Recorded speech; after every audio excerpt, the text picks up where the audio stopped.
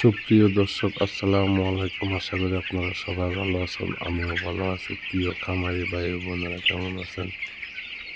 যাদের এরকম খামার আছে তাদের বিড়াল পালন করেন। দেখেন, বিড়াল আর মুরগি একসাথে খাদ্য খায়, ফার্মের মধ্যে ঘুরাঘুরি করে, বিড়ালে বাচ্চাকে ক্ষতি করে না। এরকম পোষা প্রাণী কার কার আছে বলবেন কমেন্টে। দেখেন আমার পালিত বিড়ালটা কত সুন্দরভাবে খাদ্যগুলো খেতে আছে। এটা সবসময় আমার সাথে ফার্মে ঢুকে এভাবে খাদ্য খায়, আর কোনো মুরগির বাচ্চাকে ক্ষতি করে না, কোনো ঝাপটা দেয় না।